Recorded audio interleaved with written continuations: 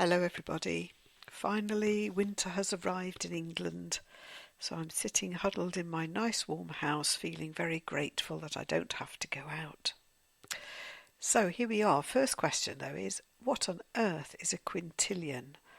Can any of you imagine how much that is? Anyway, apparently the odds on this are a quintillion to 1. So John Landy certainly had a surprise when he opened a box of 10 eggs to find that they all had double yolks. He bought them during a visit to a supermarket near his home in Wigan, Lancashire. John told the Daily Mirror, "When I got one double yolk, I was quite surprised because I had never seen one before. I opened another one, and that was one. We were having 4 eggs and they were all double yolkers. I decided to open the rest of the eggs and they were all double yolks." That's a lot of eggs to eat for breakfast, isn't it? They sat in a barn, not the eggs, untouched for decades. But now 4 vintage motorcycles and sidecars are to be auctioned in Warrington, Lancashire. According to the Daily Express, the vehicles, which date from the 1920s and 30s, could fetch a combined price of more than £50,000. They are a 1924 AJS Model D combo, a 1930 BSA Sloper combo, a 1925 Quadrant combo, and a 1932 BSA G12 combo used by police in Bath, Somerset.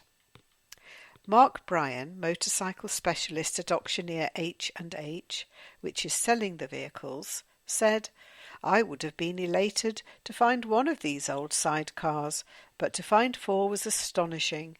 I could barely believe it at first. Sometimes you just get lucky." The Daily Mirror informs us that a database is being built of strange carvings known as witches' marks.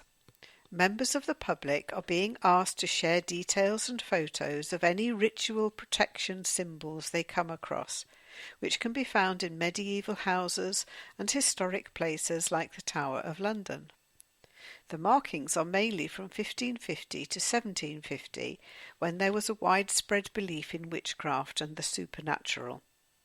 Duncan Wilson, Chief Executive of Historic England, the government's heritage agency, said, "Witches' marks are a physical reminder of how our ancestors saw the world." The Guardian reports that around 400 paintings, sculptures, design objects and other items by artists such as Damien Hirst and Jean-Michel Basquiat were owned by the singer David Bowie, and which are due to be sold by Sotheby's, are to go on public display for 10 days, including one all-night session.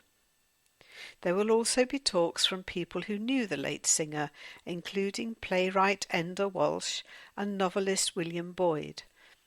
Simon Hucker, Sotheby's senior specialist in modern and post-war British art, said Bowie was drawn to artists with whom he had a connection, often outsiders trying to break with the past. Student Katherine Reed's first ever visit to a bingo hall ended with her winning a £16,000 car, even though she can't drive. The Daily Mirror says that 20-year-old Katherine was handed the keys to a brand new Volkswagen Beetle after hitting the jackpot on her first session. The University of Southampton student was visiting a friend in Cardiff when they decided to go for a round of bingo. Katherine said, "I thought bingo was going to be boring, but it was really rowdy. We'd spent a few hours drinking and having a laugh because we hadn't even been close to winning anything the whole night. Then suddenly, on the last game, my numbers started coming up one by one. I shouted 'Full house' and got on stage, and the DJ told me I had won a car." So how did she get it home then? A British dairy farm has become the first in the world to employ a robot to rotate its award-winning cheddar cheese, reports the Daily Express. The machine at Westcombe Dairy in Shepton Mallet, Somerset, upends 5,000 wheels of cheddar stacked 12 shelves high, picking up each lump before brushing off excess mould and turning them over. It has been called Tina the Turner, and dairy owner Tom Carver said, "Turning cheese is an incredibly mundane job, and you don't come across too many people who aspire to be a cheese turner."